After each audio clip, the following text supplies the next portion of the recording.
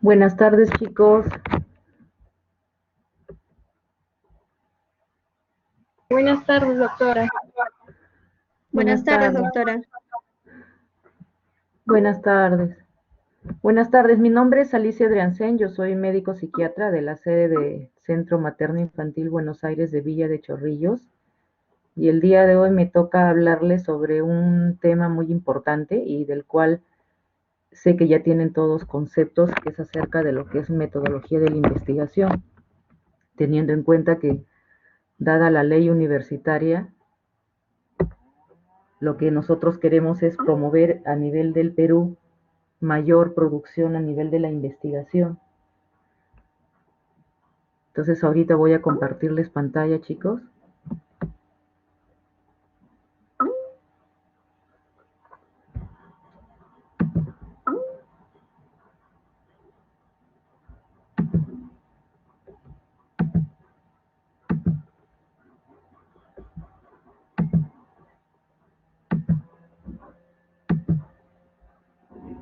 ¿Están viendo mi pantalla?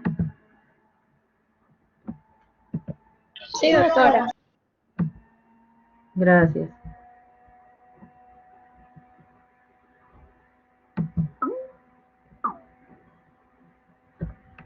Muy bien, entonces empezamos con la clase. La intención es motivarlos aún más para que puedan aumentar la producción de la investigación y puedan colaborar para que la Universidad Ricardo Palma mejore en el ranking. Ahora les voy a mostrar el ranking de la universidad. Y quería empezar la clase con una frase de Mario Tamayo y Tamayo que dice que el hombre de ciencia busca que su conocimiento sea más que el simple ver del hombre de la calle. Por ello, logra con su conocimiento diferentes interpretaciones de la realidad y entre más profundo sea su conocer, más puede lograr modificar dicha realidad. Yo creo que el mensaje lo dice todo y es la búsqueda incesante que debemos tener todos en nuestro día a día para ver más allá de lo que de repente se visualiza frente a nosotros y que a través de este conocimiento que nosotros vayamos generando, seamos un agente de cambio en nuestra sociedad, sobre todo en estos tiempos que estamos viviendo tan difíciles de pandemia, que ustedes se dan cuenta de que cuánta producción de investigación científica se está generando para dar solución a esta problemática sanitaria que vivimos a nivel mundial. Entonces, en este primer cuadro, que se ha sacado de un informe del CONCITEC, quería ir, si ustedes lo pueden visualizar, es la evaluación del número de investigadores a nivel nacional que están calificados por el CONCITEC en el REGINA, que es el Registro de Investigadores en Ciencia y Tecnología del Sistema Nacional de Ciencia, Tecnología e Investigación Tecnológica. Ese es al año 2016. Nosotros podemos visualizar que de las más de 1.925 solicitudes, 304 son aquellas que han sido de alguna manera aprobadas. Por lo tanto, tenemos 304 investigadores calificados al año 2016. Probablemente eso ya haya aumentado, esperemos. Y estos cuadros los obtuve del segundo informe bienal sobre la realidad universitaria en el Perú del año 2020. En este gráfico, ustedes pueden visualizar cómo ha ido aumentando el número de universidades con actividades académicas desde el año 2000 hasta el 2019. Podemos ver que de 74 universidades se han pasado a 139 universidades al año 2019. Aquí vemos por regiones, bueno, y está separado el tema de Lima Metropolitana, el Callao. Ahí se concentra lo mayor, ¿no? Lo más grueso. Por eso es un poco el tema de la centralización, ¿no? De lo que tanto se habla. Vamos a ver que a nivel de Lima Metropolitana, ahí solamente se concentran 50 universidades, ¿no? A nivel de la costa tenemos 32, a nivel de la sierra tenemos 39 y la selva tenemos 18. Luego vamos a ver en este gráfico la evolución del estado de licenciamiento de las universidades. Muchos de ustedes habrán escuchado. Al año 2019 habían 84 universidades licenciadas. En este gráfico podremos evidenciar el porcentaje de investigadores universitarios registrados en el RENACIT, que es el Registro Nacional Científico Tecnológico. Este es en el año 2019. Más o menos hay un promedio de 3.000 investigadores universitarios para el 2019, de los cuales el 69% están concentrados en Lima Metropolitana y el Callao. Volvemos nuevamente al tema de la centralización, ¿no? Y miren donde en la selva es solamente un 3.2%. Obviamente también está en relación al número de universidades, ¿no? Incluso aquí en este cuadro vemos por área de conocimiento, ¿no? Vemos que las ciencias médicas y de salud es el 28.4% de producción de los investigadores universitarios en esa área. Seguido por ciencias naturales 27% y tercer lugar está ingeniería y tecnología con un 21.9%. En este gráfico se puede mostrar el tema del porcentaje, ¿no? Porcentaje de universidades con acceso a base de datos o catálogos bibliográficos internacionales. Cuando se habla según gran dominio, según, por ejemplo, las regiones y lo que está dividido Lima Metropolitana y el Callao aparte, ¿no? Entonces vamos a ver que aparece para el año 2019, ¿no? A nivel de Lima, cuentan con acceso el 70.2% de universidades, frente a un 29.8% que no cuentan con acceso. En la sierra hay un 61.9% con acceso frente a un 38.1% que no cuentan con acceso. A nivel nacional es un 65.4% de acceso a base de datos frente a un 34.6% que no cuentan con acceso. Aquí vemos la evolución del número de publicaciones en revistas indexadas desde el año 2009 hasta el 2017. Entonces podemos visualizar cómo ha habido un aumento, ¿no? Desde el año 2009 con 500 al año 2017 con 1.643. Prioritariamente lo que ha aumentado más son los artículos de investigación. Entonces, sí ha habido un aumento, pero se quiere mucho más, porque lamentablemente el Perú a nivel de América Latina está en uno de los últimos puestos en producción de investigación. Y ni qué decir pues a nivel mundial. Entonces, tenemos que dar un impulso más profundo en el tema de investigación, que es a todo nivel, ¿no? Y aquí está este ranking que les quería enseñar, donde también está su universidad. Entonces ustedes ya habrán ubicado la Universidad Ricardo Palma, ¿no? Que está en el puesto 17. Este ranking se basa en 3 indicadores, ¿no? Hay el indicador de producción per cápita, que es el volumen ponderado de las publicaciones en las revistas indexadas. Entonces, ¿cómo lo saco? De la producción ponderada de publicaciones entre el número total de docentes. Luego viene el impacto científico, que son los documentos de investigación publicados. Para este informe son publicados entre los años 2014 y 2018. Y luego viene el tema de excelencia internacional, que es el indicador que ustedes pueden visualizar a la derecha, que viene a ser el impacto de alto nivel en el mundo, que viene a ser el número de documentos de investigación incluidos en el 10% de las publicaciones más citadas a nivel mundial. Entonces se dan cuenta en cuanto a puntaje, que por ejemplo en primer lugar está la Universidad Cayetano Heredia con 100 puntos, y así van ustedes viendo el ranking de las universidades. Entonces una de nuestras metas como universidad es ir escalando posiciones y posicionarnos en un nivel más estratégico. Y eso va a depender de todos nosotros, de ustedes. Así que los invito y los motivo a que quizás algunos de sus trabajos que están ya ahorita realizando puedan ser publicados, ¿no? En revistas indexadas. Entonces, este era como un preámbulo que es importante, como les vuelvo a repetir, porque dentro de la ley universitaria el objetivo primordial es aumentar y dar un impulso al tema de la investigación, porque es parte del desarrollo de una sociedad.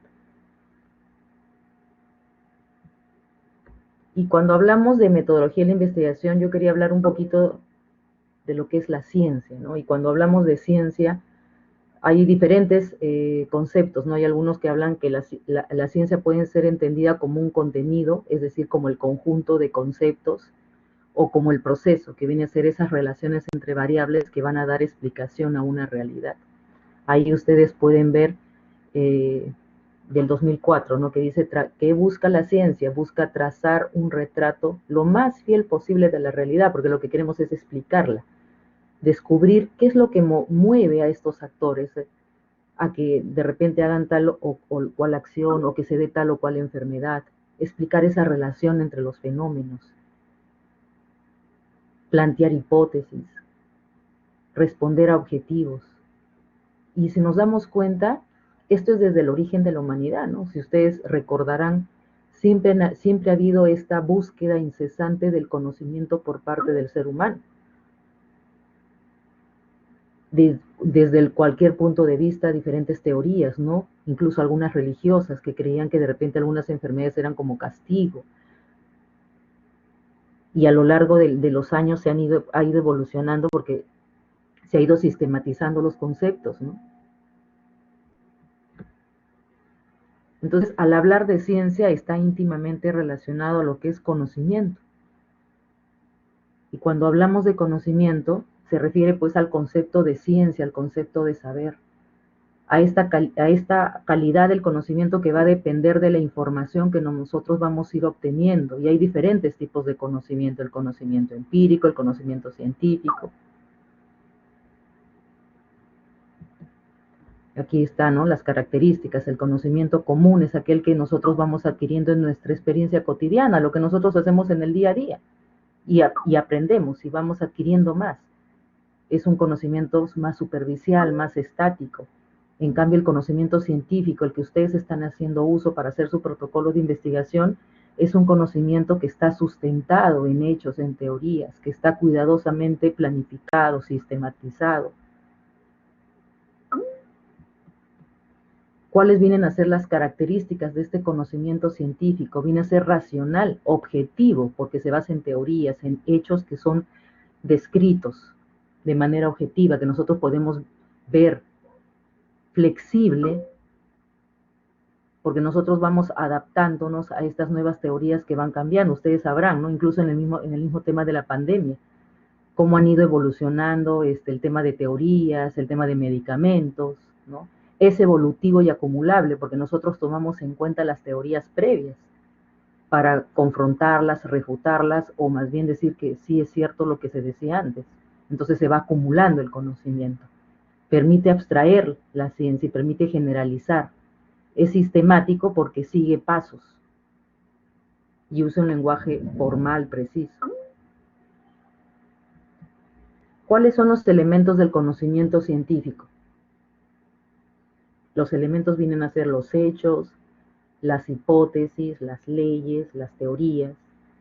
Los hechos, como su nombre lo dice, es el dato objetivo, es lo que nosotros vamos a describir, a descubrir con este conocimiento científico. Las hipótesis vienen a ser estas respuestas anticipadas, estos supuestos frente a un problema que nosotros planteamos y que una vez que nosotros formulamos van a permitir guiar esta comprobación y van a guiar nuestro trabajo de investigación, haciendo uso de diferentes métodos. Las leyes se refieren a lo que son las leyes de la naturaleza, de la sociedad o del pensamiento, que van a permitir prever acontecimientos para poder estructurar el conocimiento. Y las teorías, que tienen que tener ciertos requisitos, como el referirse a una rama específica del conocimiento científico. Por ejemplo, muchos van a hacer de repente algún trabajo relacionado a algún área determinada, algún tema, algún área del conocimiento, del área médica, del conocimiento médico. Esta teoría va a permitir reflejar propiedades, relaciones y tendencias en base a nuestros objetivos. ¿Y qué es la investigación científica, no? La investigación científica Si hablamos solo de investigación, ahí viene, ¿no?, la palabra del latín in, que significa en, y investigare, que significa hallar, indagar. Es la búsqueda de esta información sobre lo que nosotros queremos estudiar. A través de esta investigación científica, nosotros vamos a encontrar una respuesta de una manera sistemática, ordenada, a una determinada pregunta específica que nos vamos a plantear y que vamos a desarrollar a través de un método. En el 2015, la UNESCO definió la investigación, ¿no? La definió como el conjunto de prácticas que van a tener como finalidad la creación de conocimientos teóricos, pero también prácticos acerca de la realidad que nos rodea. Entonces ahí vemos, como ya lo se mencionó, el tema del ordenamiento y de la sistematización, que es la investigación científica. O sea, no es que yo hago la investigación como se me ocurre, sino que hay pasos y que van a permitir demostrar hipótesis, confirmar teorías, desarrollarlas. Y Tamayo da otra definición de la investigación científica. Tamayo refiere que la investigación científica es el proceso que, haciendo uso de un método científico, va a procurar obtener información. ¿Cuáles son los criterios de una investigación científica? Esta investigación científica, lo que ustedes van a estar ya realizando en sus grupos de práctica con sus tutores, tiene que tener ciertas características, ¿no? Tiene que ser bien concebida e integrada. Tiene que estar de alguna manera circunscrita en un cuerpo de conocimientos, en una teoría. Tiene que estar bien formulada, por eso es que yo sigo pasos, ¿no? Yo hago mi planteamiento, mi formulación, mi justificación. Tiene que ser factible, o sea, tiene que ser algo que yo pueda realizar, que tenga los recursos para que pueda realizar, porque de repente está bien concebida, de repente lo formulé bien, pero de repente no es factible. Entonces ya no se cumplirían esos criterios de la investigación científica. Como ya lo mencioné, tiene que estar basada en una teoría y tiene que haber recursos. Recursos no solamente el tema de los investigadores, sino recursos humanos, logísticos, económicos.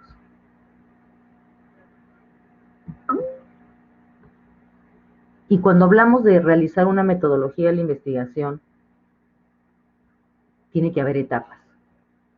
Tiene que haber una etapa de planeamiento, ¿no?, en la cual yo me planteo posibilidades, por ejemplo, lo que ustedes han hecho en su práctica, ¿no? Se habrán de repente reunido y habrán dicho a ver qué tema es el que es importante, el que hemos evaluado, que creo que puede ser de impacto para la jurisdicción donde yo voy a estar, o en el medio de la pandemia, qué podría ayudar para poder mejorar y trascender el conocimiento y ser de utilidad para una determinada comunidad. Entonces viene el planeamiento.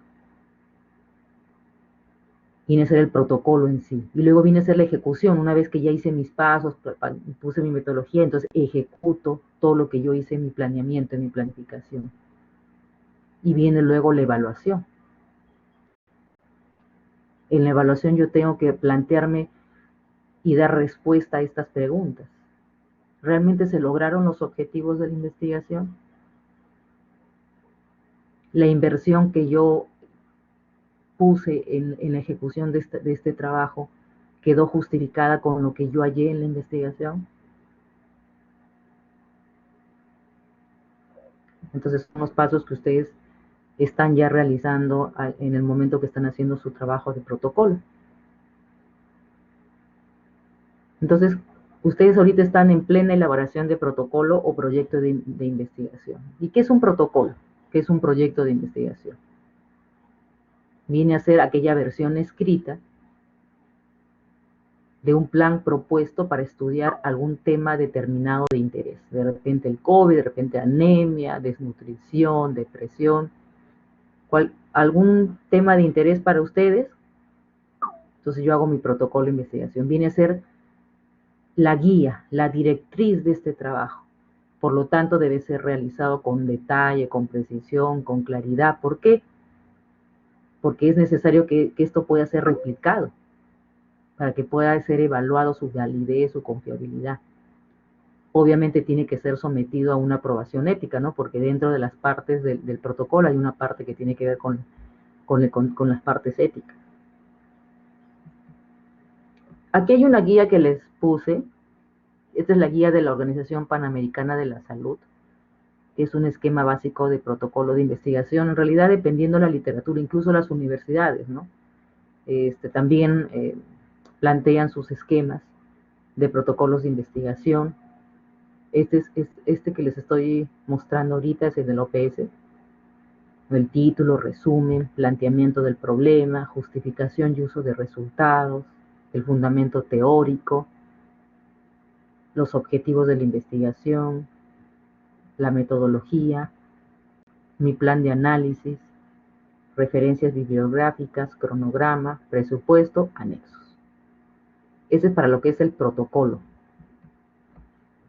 Esta guía encontré una guía de elaboración de proyectos de investigación de los médicos residentes de la Universidad Ricardo Palma, aprobada por Consejo en el 2017, que creo que también todos los grupos la tienen, en la cual, si se dan cuenta, con la OPS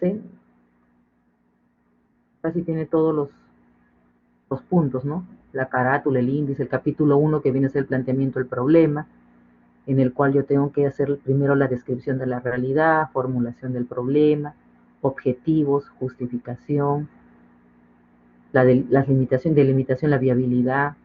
El capítulo 2, referente al marco teórico, en el cual se habla de los antecedentes, de las bases teóricas, de las definiciones conceptuales, de la hipótesis. El capítulo 3, referente a lo que es metodología, que viene a ser el diseño, la población y muestra, la operacionalización de las variables, las técnicas de recolección de datos, los instrumentos, las técnicas para el procesamiento de la información y, como mencionaba, también la parte de los aspectos éticos. En el capítulo 4, lo que son los recursos y cronograma. Ahí estaba la parte de los recursos, cronograma y presupuesto. Y luego vienen las referencias bibliográficas. Y los anexos, ¿no? En los anexos va la matriz de consistencia, el instrumento que yo he utilizado, ¿no? Si por ejemplo yo quería medir, no sé, depresión, utilizo cuál fue el instrumento que utilicé para poder determinar la depresión en mi población objetivo. Si yo he tenido que pedir autorización a una determinada institución, ahí tiene que estar anexada la solicitud del permiso institucional. Si se ha tenido que hacer uso de un consentimiento, también anexo el consentimiento informado. Y ahora se está hablando mucho de un tiempo esta parte del tema de la originalidad, ¿no? No copiar y pegar, sino, si bien es cierto, yo tengo que, para poder hacer el marco teórico y para poder hacer en general mi proyecto de investigación, tengo que empaparme bien del tema, lo que significa leer diferentes libros, artículos, revisiones, y yo extraer las ideas más importantes que yo creo, y de acuerdo a eso yo hacer mi propia redacción. Entonces ahí es donde uno puede pasar a través de este programa del Turnitin para ver el grado de originalidad, ¿no? El ideal es que sea menos del 10%, lo aceptable es que sea lo mínimo, o sea, mejor dicho, lo máximo que se puede tener es hasta un máximo de 25%, ¿no? Entonces vamos a desarrollar algunos puntos. Yo sé que ya muchos de ustedes ya lo saben, quizás hay algunos que les guste bastante el tema de investigación, simplemente para puntualizar, de repente para que sirva un poco más de ayuda para el tema de su elaboración. A los tutores de los grupos se les ha hecho llegar esta guía de la Universidad Ricardo Palma, para que también sirva de orientación para ustedes, para efectos de la sistematización y el orden de las partes del protocolo. Teniendo en cuenta de que por la pandemia de repente van a hacer o estudios descriptivos o analíticos, o también pueden hacer revisiones sistemáticas, ¿no? Que tiene otra forma también de presentación. Entonces, hablando del título. El título tiene que ser lo más corto posible, ¿no? Dentro de lo que se puede. Tiene que ser preciso, tiene que ser claro, conciso. O sea, no bien yo veo el título, yo ya me tengo que dar la idea del trabajo que yo voy a realizar. O sea, yo ya voy a saber cuál es mi población objetiva, cuál es el tiempo, cuál es el tipo de estudio. Por eso ahí dice, ¿no? Debe dejar claro los objetivos, las variables, la población, la temporalidad, y anticipe el diseño. Luego viene, como hemos mencionado en las partes de lo que le puse, el tema de lo que vimos acá, el planteamiento del problema capítulo 1, ¿no? Viene a ser el tema de la descripción de la realidad problemática. Porque todo trabajo de investigación, ¿cómo comienza? Con la percepción de un problema. O sea, ¿qué tanto estoy percibiendo que hay un problema en la jurisdicción donde yo estoy trabajando? Por ejemplo, si ustedes van ahora que ya están acabando en su internado de repente ahorita, de repente en su hospital, de repente están percibiendo algún problema, o cuando estén en su CERU, en la localidad donde ustedes se encuentren. Entonces, primero comienza con eso, con la observación. Este problema vendría a ser mi variable dependiente. Y luego yo comienzo a evaluar, ¿no?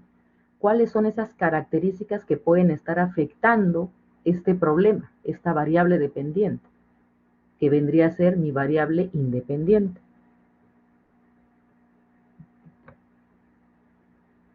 Entonces, esto es como yo puedo ubicar en mi realidad un determinado problema. Para que yo pueda utilizar este problema y puedan utilizarlo como un insumo para hacer mi trabajo de investigación, entonces yo tengo que darme cuenta de estos, digamos, criterios básicos. Primero, ¿es factible que yo pueda hacer ese trabajo de investigación en este momento, en este lugar en el que me encuentro? ¿Tengo los recursos disponibles? ¿Es interesante o es de repente un tema que ya lo han tocado por todas las aristas posibles? O no, de repente, a pesar que lo han tocado por todas las aristas posibles, hay conceptos divergentes, hay propuestas que no están claras. ¿Es novedoso? Lo que yo voy a plantear es algo novedoso para el cuerpo de conocimientos, para la investigación, para la localidad. ¿Cumple criterios éticos? ¿Va a ser relevante? ¿Va a ser de utilidad para el lugar donde yo me encuentro? Son preguntas que tenemos que plantearnos cuando hacemos el tema de la situación problemática, cuando estamos en el planteamiento del problema. No podemos hacer nuestro árbol, ¿no?, de causa y efecto. En el medio podemos poner nuestro problema principal. Causas, efectos. De repente mi problema principal es anemia en niños menores de 3 años. De repente yo quiero ubicar, no sé, factores asociados a anemia en niños menores de 3 años. Y de repente puedo poner cuáles podrían ser esos factores que vendrían a ser mis variables independientes que pueden estar influyendo en este problema. De repente un pobre conocimiento de la nutrición por parte de las madres, de repente el que esos niños no hayan tenido una lactancia materna exclusiva, de repente un tema económico, de repente problemas de saneamiento que condiciona diarreas y que eso puede llevarme indirectamente a un tema de anemia. ¿Cuáles son los efectos de la anemia? En niños menores de 3 años sabemos que a la larga esos niños van a tener retrasos en su desarrollo psicomotor y eso va a redundar en una sociedad menos funcional y menos desarrollada. Entonces vamos armando nuestro árbol y de acuerdo a eso vamos a responder a estos criterios que ya les mencioné. Entonces ya voy poniendo como que en claro y voy describiendo ya mi realidad que estoy observando alrededor, ¿no? Entonces el planteamiento viene a ser la justificación científica de mi estudio, o sea, la fundamentación de realizar esta investigación.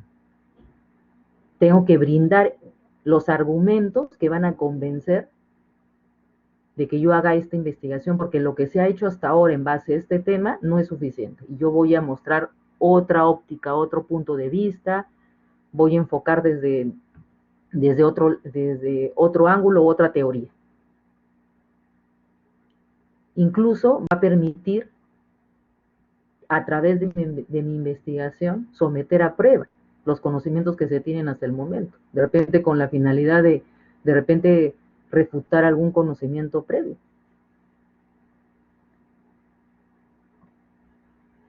Luego que ya hice mi situación problemática, yo tengo que hacer la formulación de mi problema. Y la formulación del problema se resume en una pregunta, ¿no? Y esta pregunta obviamente está en relación a mi título y a mi objetivo general. Siempre tiene que haber una coherencia, chicos. A veces hay errores en los trabajos que se presentan, ¿no? Ponen, el título dice una cosa, la formulación del problema me ponen otra pregunta y el objetivo general son otros. Entonces no hay una relación y todo tiene que estar relacionado. Como ahí se dice, ¿no? Este problema, esta pregunta debe brindar referentes que describan la situación lo más claro posible.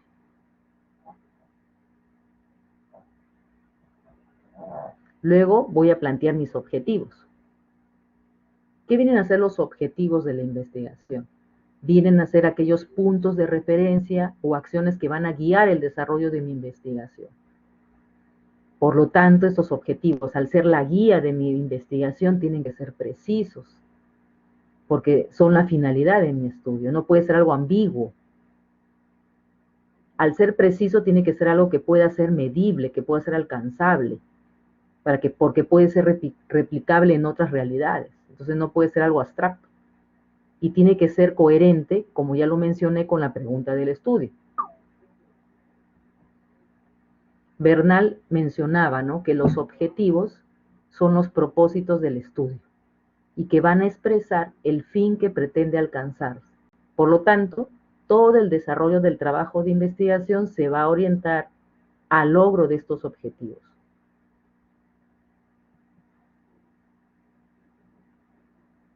Los objetivos van a estar dirigidos, como ya lo mencioné, en relación a la pregunta de investigación. Tienen que ser cuantificables porque tienen que ser medibles. La redacción debe ser clara, usar verbo en infinitivo, porque incluso hay que tener mucho cuidado con el tema de verbos, porque hay algunos verbos que son como que muy ambiguos. Y tratar en lo posible de no usar el mismo verbo, ¿no? Porque en nuestro lenguaje castellano es muy amplio, entonces podemos utilizar también sinónimos, incluso dependiendo del tipo de estudio. Por ejemplo, si es un estudio analítico el que ustedes van a desarrollar, pueden utilizar verbos como, por ejemplo, determinar, demostrar, de repente quiero comparar, ¿no?, poblaciones o correlacionar. Si es un estudio descriptivo, ¿qué es lo que voy a hacer? Describir, evaluar, estimar, identificar. Entonces sí sería bueno que, porque a veces los grupos cuando presentan los trabajos ponen el mismo verbo en infinitivo. Identificar, identificar, identificar, identificar en los objetivos específicos. Entonces, usemos nuestro amplio repertorio en nuestro lenguaje castellano. Entonces, tiene que haber un orden lógico, como ya lo mencioné, y existen niveles, porque ustedes saben que hay un objetivo general y hay los objetivos específicos. ¿Qué es el objetivo general? El objetivo general es lo que se espera lograr con el estudio en términos de conocimiento. Por eso dice, ¿qué se espera lograr con el estudio en términos de conocimiento? Debe responder a mi objetivo general. Debe dar una noción de lo que nosotros pretendemos describir y viene a ser el propósito global de la investigación, el objetivo general. ¿Y cómo formulo un objetivo general? Ahí tienen un ejemplo, ¿no? Empiezo con mi verbo en infinitivo, y pues ahí está, ¿no? Identificar los factores psicosociales que influyen en el bajo rendimiento académico de los estudiantes de primer año de medicina de la Universidad X de Lima durante el periodo de mayo a julio del 2019. Entonces tiene que formularse claramente, en forma precisa, donde yo pueda rápidamente visualizar el propósito de mi estudio. Tiene que ver el tema de temporalidad, población, en qué lugar lo voy a hacer. ¿Y qué vienen a ser los objetivos específicos? Vienen a ser la descomposición y la secuencia lógica del objetivo general. Yo siempre lo relaciono y siempre se los menciono a ustedes, que es como, yo hago de cuenta que es como que estoy subiendo una escalera de un primero a un segundo piso y que mi objetivo general es llegar al segundo piso. Entonces mis objetivos específicos son esos peldaños que yo tengo que subir o esas gradas que tengo que subir para llegar a ese objetivo general. Entonces vienen a ser las actividades que yo voy a ejecutar para poder concretar mi objetivo general. Una vez que yo ya hice mi mi formulación de la problemática de mi realidad, ya formulé mi pregunta, ya hice mis objetivos. El tema de la justificación. ¿Cómo hago la justificación de la investigación? Que es la utilidad, el sustento de mi trabajo, sustentar la utilidad de lo que yo voy a realizar. Viene a ser el tipo de conocimiento que nosotros estimamos obtener. ¿Cuál es la finalidad que nosotros perseguimos? Debe brindar un argumento, como dice ahí, ¿no? Convincente de que el conocimiento que yo voy a obtener con este estudio va a ser útil y aplicable para mi realidad. Tiene que responder a ciertas preguntas, ¿no? Como las que he puesto en la diapositiva, ¿no? ¿Cómo se relaciona esta investigación con las prioridades locales? ¿Realmente estoy haciendo una investigación que pueda responder a algo que ahorita es importante? ¿O de repente estoy hablando de un tema que puede ser novedoso, puede ser muy interesante, pero de repente es muy escaso y ahorita la problemática está enfocada en otro tema? No es una prioridad de repente. ¿Qué conocimiento voy a obtener con este estudio? ¿Qué finalidad persigue mi estudio? ¿Cómo se van a utilizar los resultados? ¿A quién va a beneficiar hacer esta investigación? Respondiendo a estas preguntas, yo hago la justificación de mi investigación. Luego viene el tema ya de la parte del fundamento teórico, ¿no? El fundamento teórico vienen los antecedentes del problema, las bases teóricas o el marco teórico, las definiciones conceptuales o el glosario. Dentro de los antecedentes del problema viene a ser la síntesis de lo que muchos han hecho al comienzo de la búsqueda bibliográfica en diferentes bases de datos, nacionales e internacionales, lo que ustedes han tenido que hacer para poder ir avanzando en su protocolo de investigación, mínimo 20. Entonces, en esta parte se trata de consolidar, de escoger los antecedentes más importantes. ¿Con qué fin? Con la finalidad de también determinar un poco el enfoque metodológico de nuestra misma investigación. Sustentar nuestra investigación también. Entonces pueden hacer antecedentes internacionales, luego paso a los nacionales. Luego viene el tema de las bases teóricas o el marco teórico, que viene a ser la sustentación teórica del estudio, viene a ser el fundamento de mi investigación. O sea, integrar todo este conjunto de conocimientos que va a apoyar mi estudio, lo que nosotros estamos proponiendo hacer. Y tiene diferentes nombres, ¿no? Lo que es bases teóricas o marco científico, marco conceptual, planteamiento teórico del problema. Luego viene a ser mi glosario, ¿no? Este glosario tiene que ver con los términos relacionados a las variables que yo voy a utilizar, para las cuales las ordeno alfabéticamente.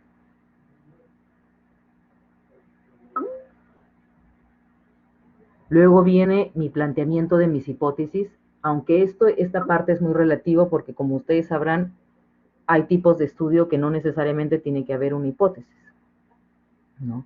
Pero si fuera el caso que tuviera que haber hipótesis, ¿qué es una hipótesis, no? La hipótesis es una explicación tentativa de ese fenómeno que nosotros estamos investigando y se formula a manera de proposiciones. Incluso ahí como ven, ¿no? Una hipótesis es diferente de una afirmación de hecho. ¿Qué quiere decir? Que una hipótesis no necesariamente es verdadera, o sea, no necesariamente al final de mi investigación yo voy a corroborar mi hipótesis que yo tuve, si fuera el caso. Eso no quiere decir que invalida mi estudio, simplemente que mis resultados no sustentaron la hipótesis que yo me planteé. Dentro de una investigación científica, las hipótesis van a ser aquellas proposiciones tentativas acerca de las relaciones entre dos o más variables. Y obviamente se tienen que apoyar en conocimientos que están organizados y sistematizados, como ya lo hemos visto. El método científico es sistematizado. Tiene que ser muy riguroso. Por eso que no es fácil hacer los protocolos de investigación, porque pasan por revisiones, pasa por todo un comité de ética también, comité científico, para poder ser publicado.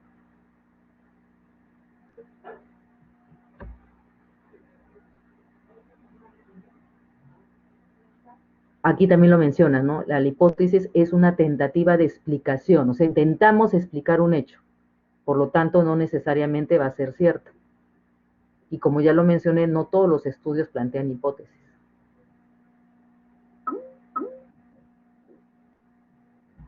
¿Cuáles son las características de las hipótesis? Las hipótesis se van a referir a una situación real. Ya hemos visto de que no puede ser algo abstracto, tiene que ser algo real, algo que pueda describir un hecho. Los términos que vienen a ser las variables de las hipótesis deben ser comprensibles, precisas y lo más concreto posible, porque si no yo no voy a poder evaluarlas. Esta relación entre estas variables propuesta por una hipótesis tiene que ser también lógica, clara. Tiene que ser observable, medible. Luego hablamos de metodología. Luego viene ya la parte de la metodología en sí. Y hemos visto entonces la primera parte de planteamiento del problema, luego la parte de las bases teóricas, luego viene la parte de metodología. ¿Perdón?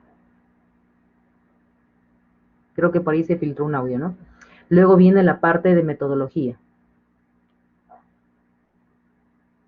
Etimológicamente, método está formado por dos raíces griegas, meta, fin, o dos caminos. Es decir, que la metodología es el camino para alcanzar un fin, o la vía para llegar a la meta. O sea, a través de la metodología yo voy a lograr realizar o conseguir mi meta. ¿Y cuál es mi meta? La ejecución de lo que yo me planteé, ¿no es cierto? De lo que yo me puse con mis objetivos, mis planteamientos, si fuera el caso la hipótesis. Entonces el método se entiende como ese conjunto de procedimientos que van a permitir alcanzar el fin de la ciencia o para llegar a solucionar uno o más problemas. En la metodología, ¿qué voy a realizar? La explicación de procedimientos para poder alcanzar mis objetivos, detallar la definición operacional de mis variables y realizar, pues, determinar, ¿no?, cuál va a ser mi diseño de estudio, cuál va a ser las técnicas y procedimientos que yo voy a utilizar para poder llegar a mis resultados. Entonces, primero yo tengo que plantear mi tipo y diseño de investigación. Este diseño de investigación viene a ser la estrategia o el plan que yo voy a utilizar para responder a la pregunta que yo me hice inicialmente, a la pregunta de mi problema. Y es la base para la calidad de mi investigación clínica. Entonces, dentro de los tipos de estudios podemos ver experimentales o no experimentales. Por tiempos de que ustedes hacen un semestre, son 4 meses. Obviamente, aún más por el tiempo en el que estamos viviendo, siempre estamos circunscritos a hacer trabajos de tipo no experimental, ¿no? Dentro de los no experimentales tenemos los descriptivos, que describen, como su nombre lo dice, ¿no?, un hecho concreto. En el caso de los analíticos van a buscar asociación. Transversal porque es en un punto del tiempo, longitudinal es a lo largo del tiempo. Pero ustedes pueden desarrollar estudios también experimentales. Y estos pueden ser preexperimentales, cuasi experimentales o aleatorizados. Entonces, una vez que yo ya determiné cuál va a ser mi tipo de estudio, yo tengo que determinar cuál va a ser mi población de estudio. Y la población de estudio viene a ser el ámbito en el cual yo voy a desarrollar mi investigación. O sea, viene a ser a qué población va, cuál es el conjunto de personas o a qué agrupación yo voy a estudiar un fenómeno determinado. Viene a ser el conjunto, como dice ahí, el conjunto de unidades de análisis y debe estar delimitado en el espacio y en el tiempo. ¿Qué viene a ser mi unidad de análisis? Mi unidad de análisis viene a ser aquel sujeto o objeto de estudio. Para poder yo seleccionar una muestra, si fue el caso, porque a veces hay investigaciones donde utilizo la población total, dependiendo el número, lo primero que yo tengo que definir es mi unidad de análisis, ¿no? Por ejemplo, ahí, ¿no?, el ejemplo que se plantea. Si se desea evaluar la anemia en niños menores de 5 años en Chorrillos durante el año 2020, mi unidad de análisis sería un niño menor de 5 años de Chorrillos durante el año 2020.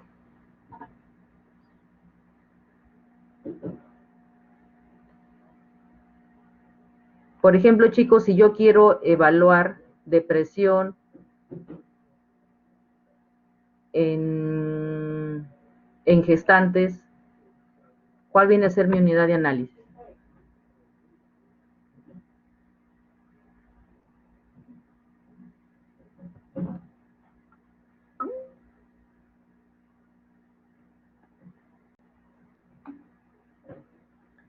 No puedo ver, un ratito, a ver, porque no estoy viendo acá. Creo que han escrito en el chat. María Elena, gestantes, muy bien. Voy a volver a compartir acá. Así es, la unidad de análisis en el caso que le estoy diciendo, las gestantes. Entonces, en el dibujito pueden ver, ¿no? La población, supongamos, mi estudio voy a hacer en toda la población adulta, pero la población es muy grande, entonces yo tengo que hacer una muestra. Entonces, de esa población, yo delimito un subconjunto que vendría a ser la muestra, que tiene que ser representativa, ¿no? Entonces, la muestra viene a ser el subconjunto o subgrupo o parte de la población. Viene a ser el conjunto de elementos o partes extraídos de una población por muestreo. Es lo que analizamos. Generalmente, cuando la población es muy grande, lo mejor es extraer muestras. Y para seleccionar la muestra también hay procedimientos. O sea, no es que yo digo, ya, entonces yo voy a hacer tal persona, no. Hay criterios para poder seleccionar y formar mi muestra. ¿Cuáles son las condiciones que debe tener una muestra? Primero, el tamaño, es decir, que garantice la representatividad. O sea, que el estudio que yo realizo en esos 400, 500, 200 que salió mi muestra, esos resultados los voy a extrapolar a mi población total. Entonces, tiene que garantizar esa representatividad, para lo cual hay diferentes técnicas estadísticas, hay fórmulas que uno aplica y sale mi muestra. Entonces, tiene que haber un tamaño. Tiene que ser viable y tiene que ser representativa, es decir, que sea reflejo fiel de mi población, tener las mismas características de mi población, que cada una de esas personas de la muestra tienen que tener la misma probabilidad de ser muestra. Y para poder hacer el muestreo, los procedimientos pueden ser probabilísticos o no probabilísticos.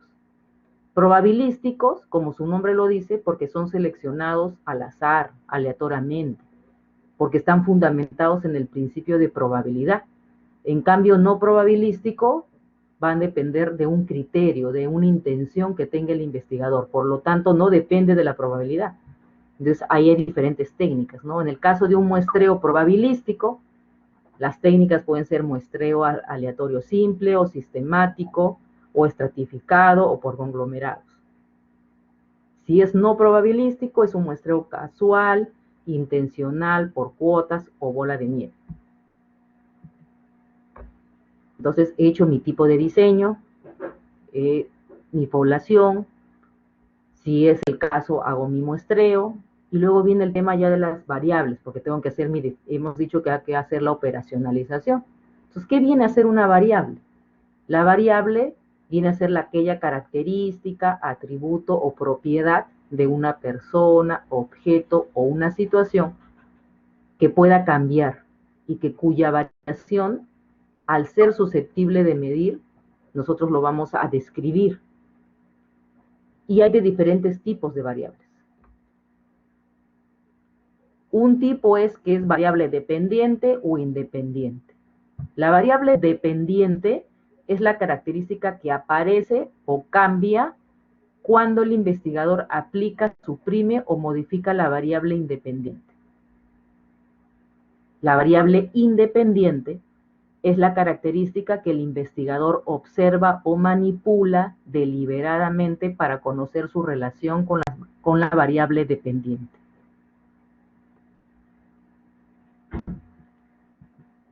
Haciendo un ejemplo, de repente tomando como ejemplo el de la gestante, si yo quiero poner factores asociados a depresión en gestantes, ¿quién me puede decir cuál sería la variable dependiente y cuál sería la variable independiente?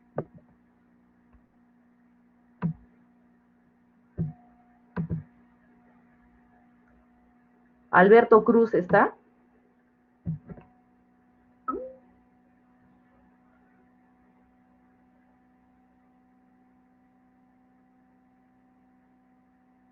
Andrea Milagros, porque hay dos Andreas, ¿no? ¿Se encuentra?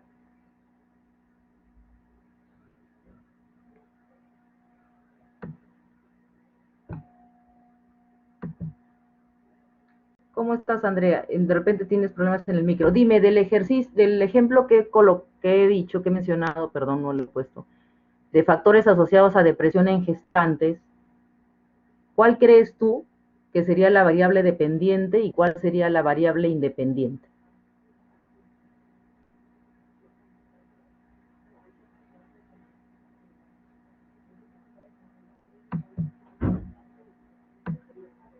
¿Alguien que de repente pueda responderme o que la quiera apoyar, Andrea? Claudia Bárbara, ¿está?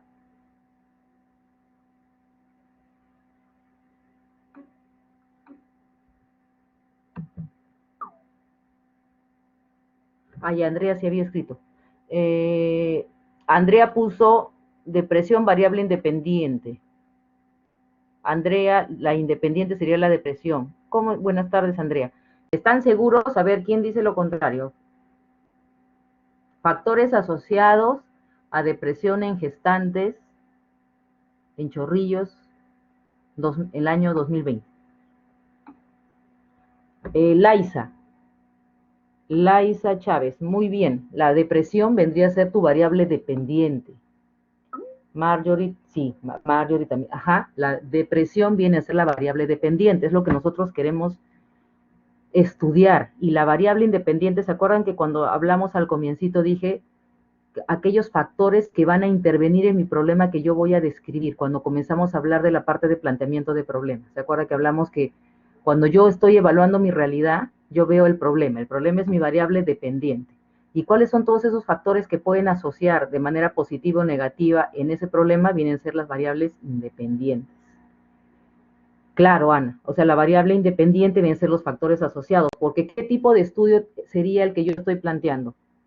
Si yo digo factores asociados a depresión en gestantes en chorrillos, año 2020, ¿qué tipo de estudio es? Analítico, ajá, analítico, es un estudio analítico, donde mi depresión viene a ser la variable dependiente y los factores asociados, no sé, puede ser edad, puede ser comorbilidades, puede ser situación socioeconómica, vienen esos factores que vienen, las variables que yo voy a determinar van a ser aquellas variables que van a influir en mi variable dependiente, es decir, mi variable independiente. Muy bien, chicos, gracias.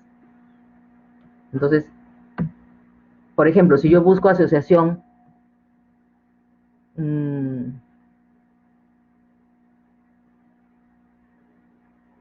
el tabaco en la incidencia, en el aumento de cáncer. ¿Cuál sería mi variable independiente y la dependiente?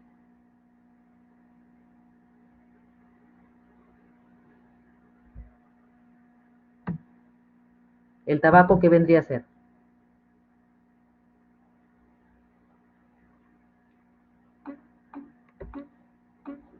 Claro, el tabaco viene a ser el independiente y el dependiente es la parte del cáncer. Y es como que yo lo he desglosado, ¿no? Pueden haber otros factores que están relacionados al tema del cáncer, el cáncer dependiente. Ajá, muy bien. Muy bien, Frida, Marjorie, muy bien, Helen. Cáncer dependiente, es la variable dependiente. O sea, lo que yo voy a estudiar, el problema es dependiente. Porque depende de qué, de las otras variables, de la presencia o no presencia. Por ejemplo, si quiero poner factores asociados, quiere decir de que, por ejemplo, en depresión en gestantes, de repente yo me estoy dando cuenta que el tener otras comorbilidades psiquiátricas hace que aumente la depresión en gestantes. Entonces, aumenta la aparición de ese problema. Entonces, eso es lo independiente. Los factores asociados vienen a ser el factor independiente, variable independiente. Recuerden, chicos, porque esa puede ser una pregunta donde se les va a poner un caso. Entonces, para que ustedes determinen cuál es la variable independiente y cuál es la variable dependiente. Factores asociados, factores de riesgo también puede ser, no pueden poner, el título puede ser factores de riesgo para cáncer, factores de riesgo para anemia, factores de riesgo para, incluso para el tema del COVID, ya, factores de riesgo para COVID-19. Entonces, el COVID-19, ¿qué vendría a ser? Y los factores de riesgo, ¿qué vendrían a ser? Ya, como último ejercicio, para que quede claro.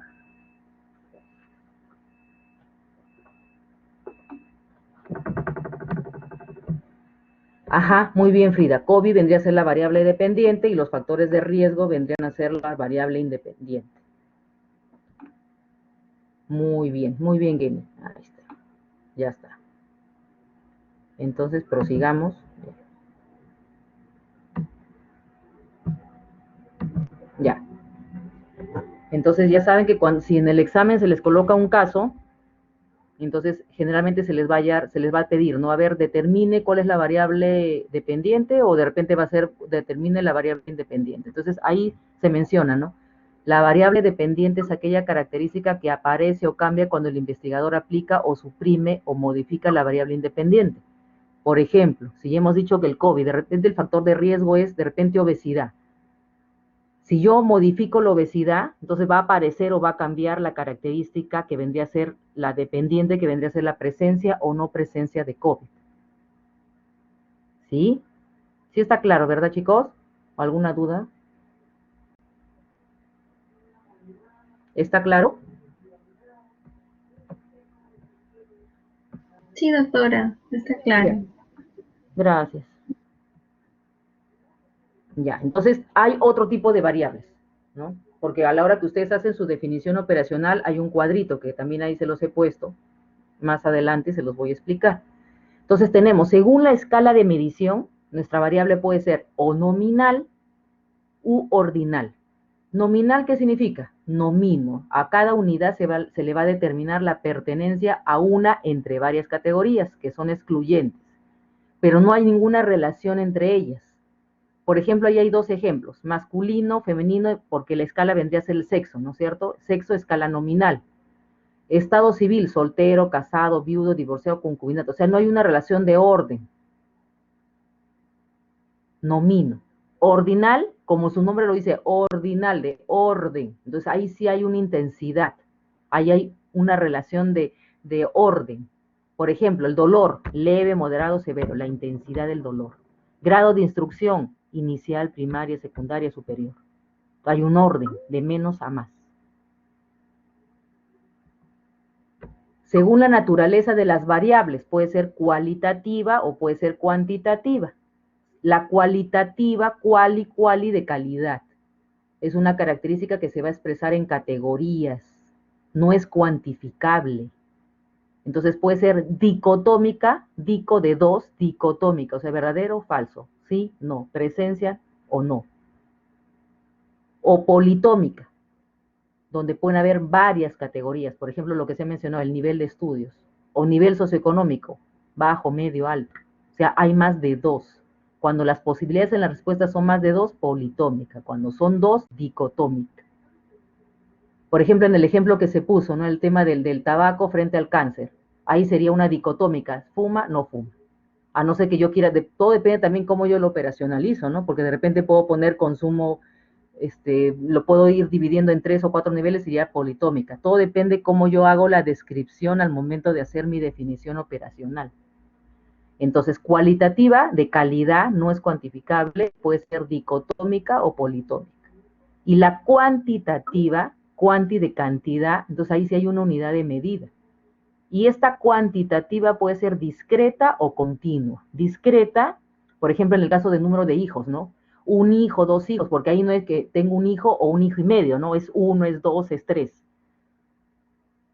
Número de alumnos en clase, y tengo 30 alumnos, tengo 20 alumnos, tengo 15, no tengo 15 y medio, 15 tres cuartos, no es así. Entonces es discreta, por eso es discreta, números enteros.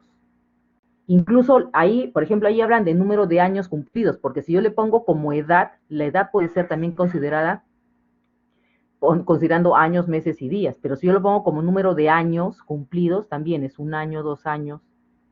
Por eso todo depende cómo yo operacionalizo mi variable. Y en el caso de cuantitativa, continua, ¿no? Por ejemplo, ahí ya se habla de la talla, ¿no? Porque ahí hay centímetros, o sea, no es números enteros. Luego tenemos, según el tipo según la escala de medición, también puede ser de intervalo o de razón, ¿no? Porque ya hemos mencionado acá cualitativa, cuantitativa, nominal, ordinal, y la de intervalo o de razón. Dentro de las de intervalo puede ser la temperatura. Es un cero arbitrario que yo lo coloco, o las puntuaciones en las pruebas de psicología o salud mental. O sea, yo pongo cuál es el mínimo y el máximo. Las de razón es, por ejemplo, el peso, la hemoglobina, el colesterol, frecuencia cardíaca, preso arterial. Nosotros asignamos números a los elementos para indicar la intensidad de una característica, con unidades de medida. Y yo una vez que tengo estas variables, yo hago mi operacionalización. Este es el ejemplo, ¿no? ¿Qué viene a ser la operacionalización de las variables? Tengo que hacer mi cuadrito que va a permitir especificar esas variables. Operacionalizar significa definir mis variables para que éstas puedan ser medibles, porque ya hemos hablado que si yo quiero hacer un trabajo de investigación, todo tiene que ser medible, porque si no yo no voy a poder evaluar ni dar resultados objetivos. Entonces vienen a ser todas aquellas actividades necesarias para medir una variable y hacerla susceptible de que sea cuantificada. Por ejemplo, estos son algunos ejemplos que están dentro de su guía de la Universidad Ricardo Palma. Lo he extraído de ahí de la guía. Muchos la tienen, bueno, todos la tienen porque los tutores se les he enviado. Entonces, por ejemplo, ahí, ¿no? Edad. Entonces, ahí está la definición conceptual, lo que ustedes van a hacer, definición conceptual, definición operacional, escala de medición, tipo de variable, relación y naturaleza, y categoría unidad. Entonces, en sus trabajos de investigación de ahora, tienen que colocar todas esas columnas, dependiendo sus variables. ¿Sí? Entonces, por ejemplo, ahí, en el caso de sexo, género. ¿Ya? Definición conceptual, género orgánico. Definición operacional, género señalado en la historia clínica. Escala de medición, ya hemos visto que está nominal, ¿no? Es sexo femenino, masculino. Dicotómica, 2. Tipo de variable, bueno, en este caso yo lo he extraído del estudio que era el ejemplo de la guía, ¿no? Ahí lo han puesto porque son variables, en este caso eran las variables independientes, ¿no? Y cualitativa, y ahí le ponen una categoría, 0 para femenino y 1 para masculino. Y ahí, por ejemplo, hay el otro ejemplo, la temperatura, ya hemos visto que es de razón, es continua, es una variable cuantitativa, y ahí está también su definición conceptual y operacional. Si yo, por ejemplo, chicos, en el ejemplo, a ver, operacionalicen, o no, o díganme qué tipo de variable es. Si yo digo el ejemplo de, a ver, ya, factores de riesgo para ansiedad en adultos mayores. Y uno de mis factores de riesgo hallé que era nivel socioeconómico. ¿Qué tipo de variable sería?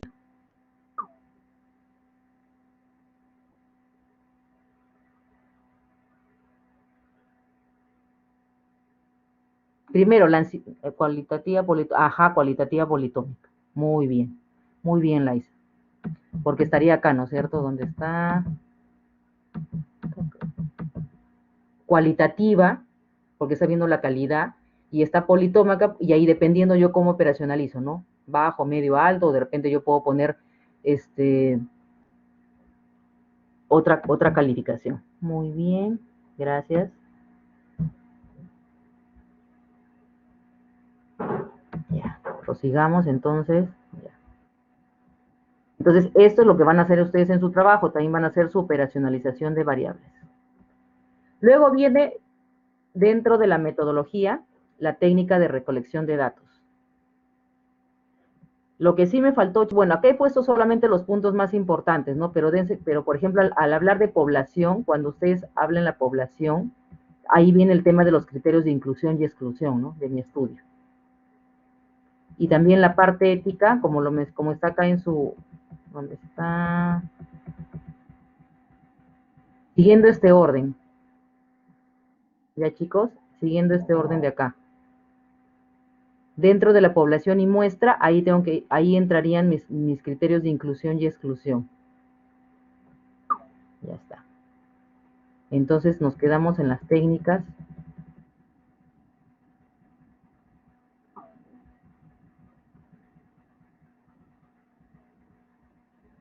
Ya. Las técnicas de recolección de datos. Viene a ser el procedimiento por el cual yo estoy haciendo mi recolección de datos, como su nombre lo dice. Pueden ser datos primarios, quiere decir que yo lo obtengo directamente de la fuente, de la persona. Pueden ser cuestionarios, entrevistas o una observación. Y los datos secundarios, de repente, para aquellos estudios retrospectivos, ¿no? Donde yo estoy haciendo una búsqueda de historias clínicas o de algún formulario que ya haya sido llenado en el pasado. Entonces acá yo tengo que poner el instrumento, o sea, qué técnica utilicé, cómo fue que obtuve los datos de mi estudio.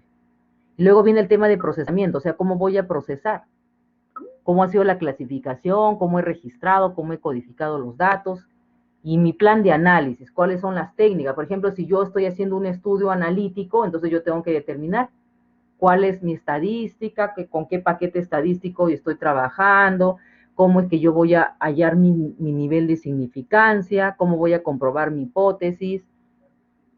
Eso es lo que tiene que ir en su plan de análisis de datos.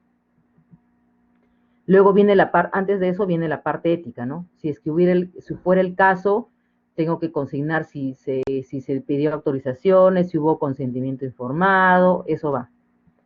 Luego viene la parte ya de recursos que hemos mencionado, ¿no? La parte del presupuesto, mi cronograma de actividades, mis referencias bibliográficas, que es la parte final.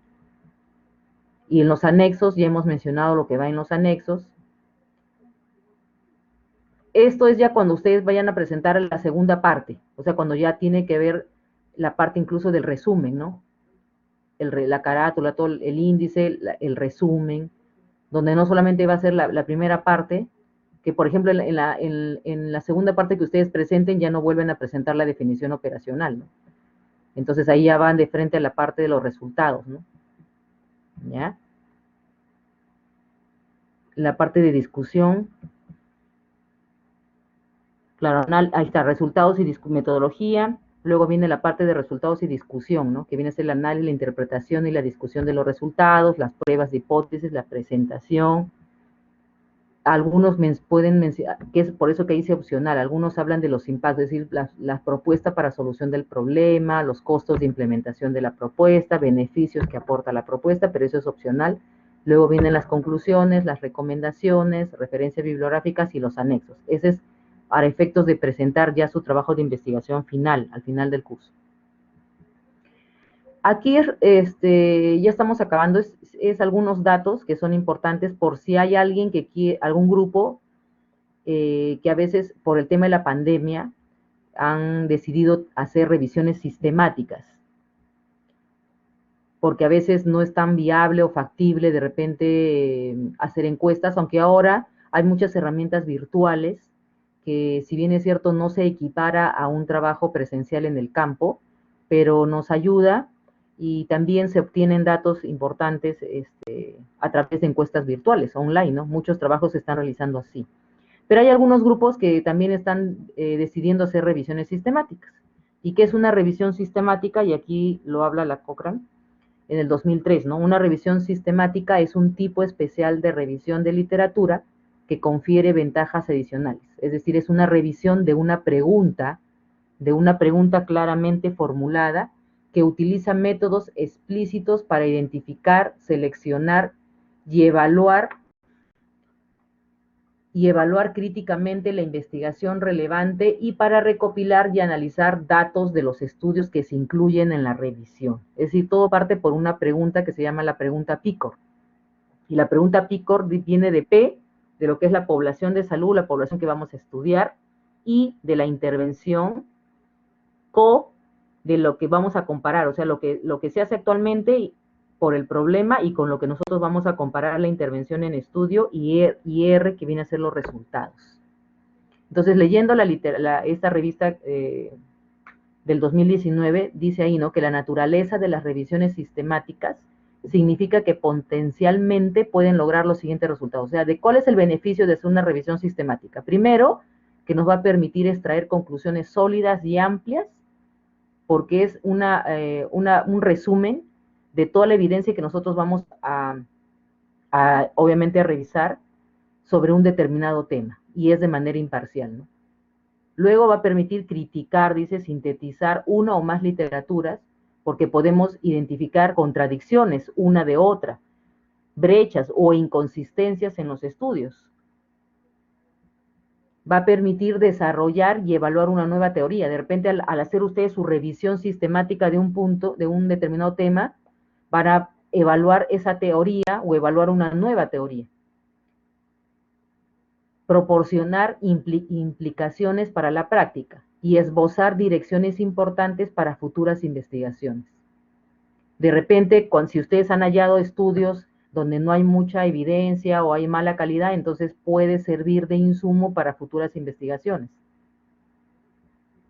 ¿Cuáles son las etapas de una revisión sistemática? Primero, la formulación del problema, con lo que ya les he mencionado. Primero tengo que elaborar mi pregunta, y la mnemotecnia es el pico. Luego tengo que hacer la localización y la selección de mis estudios primarios. Es decir, yo tengo que definir cuáles van a ser los criterios de selección de mis artículos. ¿Va a ser nacional? ¿Va a ser internacional? ¿Cuáles van a ser las características de la población que yo voy a determinar? De repente yo quiero hacer anemias en niños, o de repente anemia en gestante. ¿Y cuál es el tipo de intervención? ¿Cuál es el tipo de método, del tipo de estudio? Entonces yo tengo que primero hacer una buena selección. ¿En base a qué? Localizarla. Luego yo tengo que hacer mi evaluación metodológica de esos estudios. O sea, una vez que yo ya definí mis criterios de selección de mis artículos, tengo que hacer mi evaluación de la calidad metodológica. Es decir, que yo tengo que evaluar mi validez interna, mis sesgos, para saber de que finalmente de los 100 artículos de repente que están ingresando, al final se extraen, no sé, 20, son representativos y son confiables, ¿no? De ahí yo hago la extracción de datos a través de una plantilla, yo hago varias columnas, entonces yo hago como un vaciado de algunos datos que son importantes, y luego yo hago un análisis y presentación de datos, ¿no?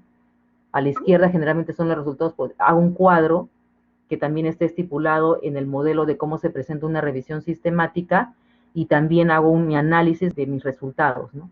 De lo que he utilizado de mi revisión sistemática, ¿no? Son pocos, generalmente, por ejemplo, desde que hemos empezado el tema de la pandemia, creo que han habido 3 trabajos o 4, me parece, que han presentado de revisiones sistemáticas.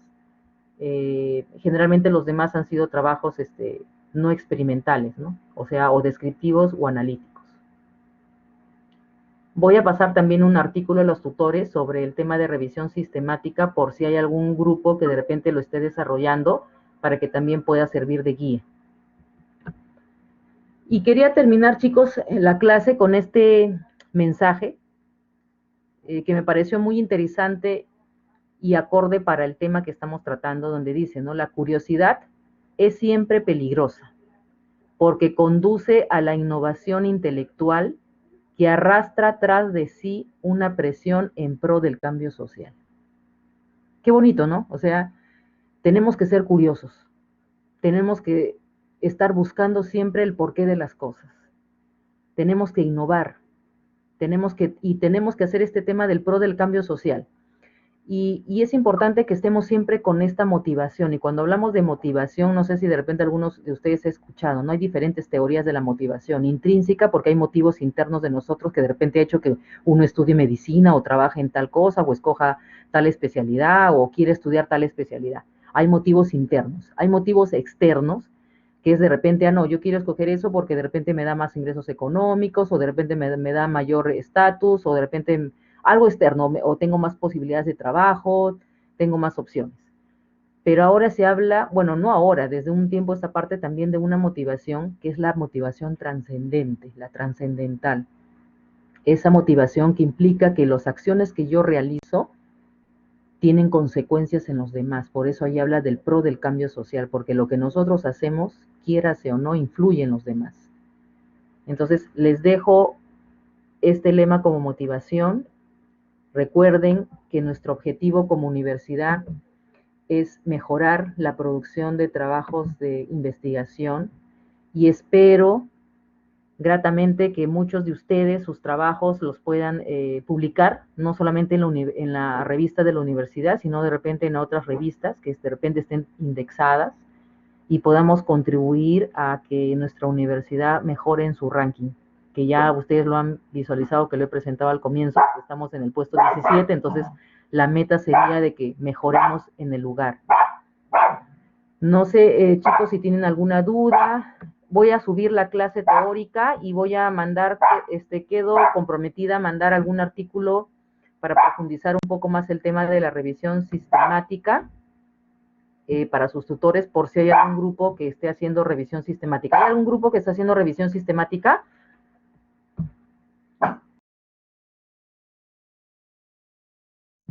Ronnie, tu grupo Callao.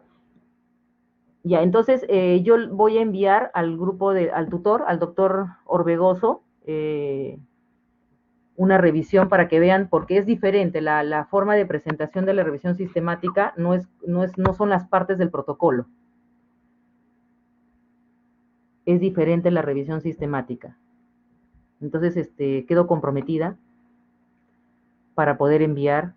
Más bien voy a pedir a alguien de mi grupo que me haga recordar, porque a veces mi memoria me falla, para poder a más tardar el jueves enviarles lo que me están solicitando, lo que me he comprometido y lo que ya veo que en la sede de Callao están haciendo para poder colaborar y poder de repente reforzar su presentación de la parte de la revisión sistemática. ¿Alguna pregunta o duda que tengan, chicos?